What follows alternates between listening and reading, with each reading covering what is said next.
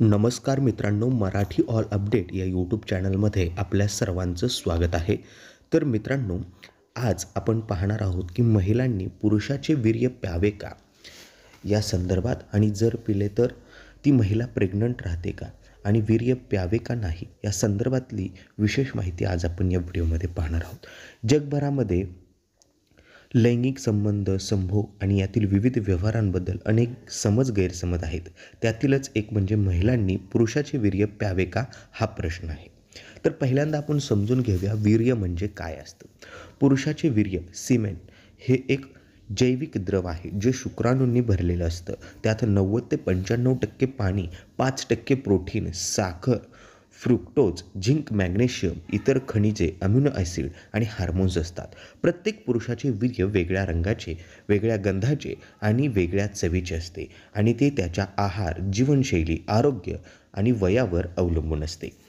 यासाठी वैज्ञानिक दृष्टिकोन काय आहे का, तर शरीरातील या वीर्यामुळे काही शरीराला फायदे होतात का. काही वैज्ञानिक अभ्यासानुसार वीर्यामध्ये अँटीऑक्सिडंट, प्रोटीन, झिंकसारखे घटक असतात जे शरीरासाठी उपयुक्त असू शकतात. तथापि या घटकांचे प्रमाण खूपच कमी असते, त्यामुळे ते औषध म्हणून किंवा पोषण म्हणून महत्त्वाचे ठरतं असा आधार नाही.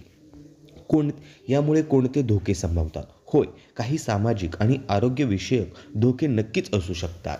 नंबर 1, लैंगिक आजार, STDs म्हणजेच HIV, chlamydia, gonorrhoea, herpes, hepatitis BC हे रोग वीर्यामार्फत पसरू शकतात. नंबर 2, ॲलर्जिक प्रतिक्रिया. काही स्त्रियांना वीर्यावरील नैसर्गिक ॲलर्जी असते, जी चाचण्यांवर, त्वचेवर किंवा तोंडात घेतल्यामुळे त्रास देऊ शकते. नंबर 3, पचनसंस्थेवर परिणाम. सहसा पचनसंस्थेला त्रास होतो असे दिसून येत नाही, पण काही जणांना मळमळ, उलट्या यासारख्या प्रतिक्रिया होऊ शकतात. नंबर 3, धार्मिक आणि सांस्कृतिक याचा दृष्टिकोन काय आहे?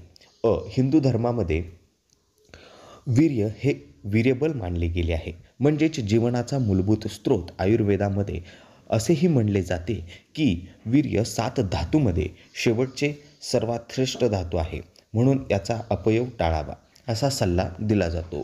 ख्रिश्चन धर्म या धर्मामध्ये विवाहबाह्य लैंगिक संबंध व अश्लील कृत्यांना निषेध मानले आहे.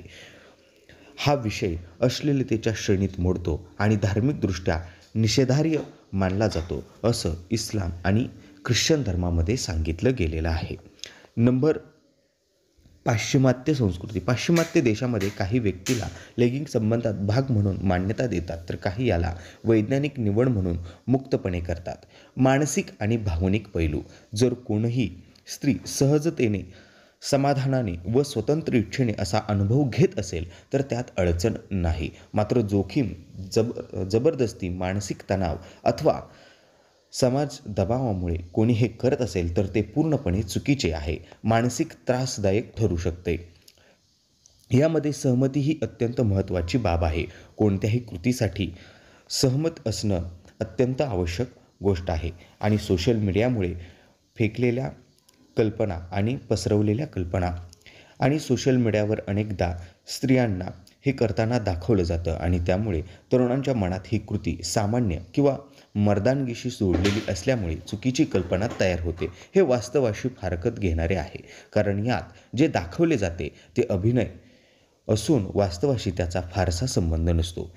याला कायदेशीर दृष्टिकोन. जर एखाद्या व्यक्ती जबरदस्तीने किंवा फसवून त्याला एखाद्या स्त्रीला ते करायला लावत असेल तर तो अत्याचार म्हणून गणला जातो, आणि कोणत्याही कृती संपूर्ण सहमतीनेच केली पाहिजे. नैतिकता आणि वैज्ञानिक निवड. हे पूर्णपणे वैयक्तिक निर्णयावर अवलंबून आहे. काही स्त्रियांना यात काहीच वावगे वाटत नाही, तर काहींना विचारही त्रासदायक ठरतो. तर अशा रीतीने आजच्या या व्हिडिओमध्ये आपण ही माहिती पाहिलेली आहे. तर व्हिडिओ कसा वाटला ते आम्हाला कमेंटमध्ये नक्की सांगा. असेच नवनवीन व्हिडिओ आपल्या मराठी भाषेत पाहण्यासाठी सबस्क्राईब करा मराठी ऑल अपडेट या यूट्यूब चॅनलला. धन्यवाद.